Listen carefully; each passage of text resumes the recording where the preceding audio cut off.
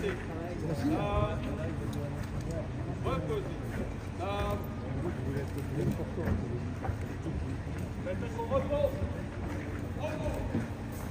processus de Luanda patine depuis maintenant un an. On peut dire que la situation dans le Nord Kivu est pire aujourd'hui qu'elle ne l'était il y a un an avec le M23 qui a avancé, qui entoure Goma.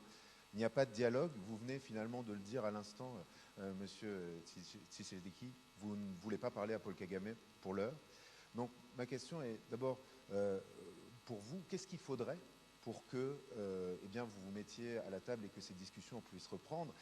Et Monsieur le Président Macron, je voudrais savoir si vous pensez aujourd'hui que la France, qui est engagée à la fois au Rwanda, on le sait, fortes relations diplomatiques et militaires, et avec la RDC, peut encore, on va dire, peser sur ce processus qui, on le voit, se porte très mal. Il y avait eu avant cela le processus de Nairobi, qui lui aussi s'était terminé en échec.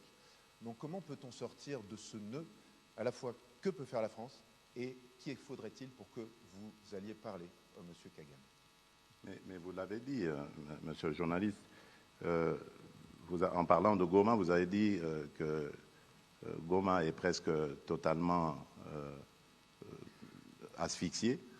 C'est fait exprès parce qu'ils ont profité d'un moment d'accalmie, moment que nous avons saisi pour donner la chance à la paix, à la demande de nos partenaires, pour avancer leurs troupes et ainsi essayer de couper la ville de Goma de tout approvisionnement, l'asphyxier et donc pouvoir la prendre. Je peux vous garantir que nous sommes en train de travailler pour que cela n'arrive pas. Et tant que cette situation sera comme elle est, ce sera impossible de parler. Vous ne pouvez pas parler avec quelqu'un qui vous maintient le couteau à la gorge. Ce n'est pas possible.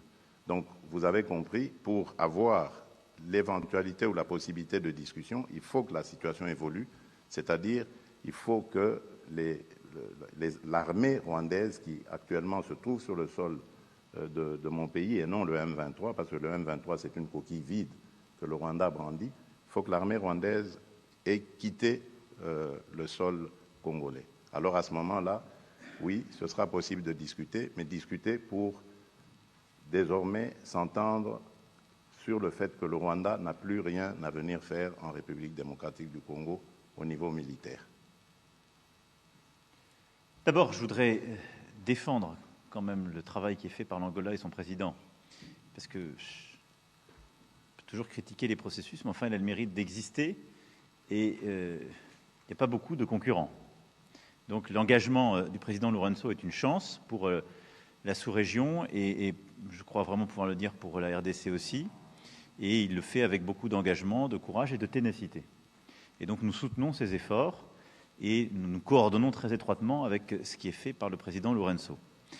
Ensuite, la priorité aujourd'hui, ça a été dit, c'est un processus de désarmement et de sortie du territoire des groupes armés qui n'ont rien à y faire. Alors désarmement et encadrement, si je puis m'exprimer ainsi, des FDLR, d'une part, et retrait des forces rwandaises qui sont sur le sol congolais.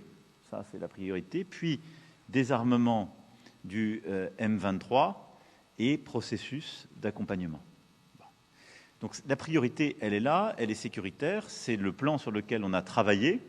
Et donc, pour moi, c'est véritablement ces premiers pas maintenant qui doivent être mis en œuvre dans un dialogue que nous allons essayer d'accompagner. Le rôle de la France est d'abord d'avoir une voix claire sur la question de la souveraineté territoriale en Afrique. Et je pense que c'est très attendu sur le continent et c'est très attendu pour la crédibilité même de notre action. Je l'ai dit, il n'y a pas de double standard.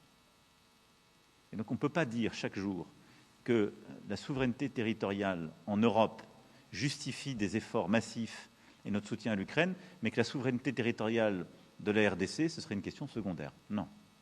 Donc ça, on y tient. La deuxième chose, c'est que parce que nous parlons à toutes les parties, c'est d'essayer d'aider cette médiation. Et comme nous l'avons fait aujourd'hui, je remercie encore une fois le président qui a pris des engagements clairs sur les FDLR, qui suppose un engagement aussi très fort de la communauté internationale et des forces onusiennes, mais son poids politique est important pour ce processus. Il a du coup de la valeur vis-à-vis des Rwandais que je me fais fort de convaincre d'un retrait en parallèle de leurs forces qui n'ont rien à faire sur le sol congolais. Et si on arrive à réenclencher un tel processus, la confiance se crée.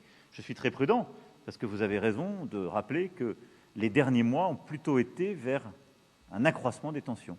Mais il nous faut réengager. Le rôle de la France est celui-là, c'est de le faire avec beaucoup de transparence, avec la défense de nos principes, des équilibres de la sous-région, et de le faire en lien très étroit avec les médiations régionales.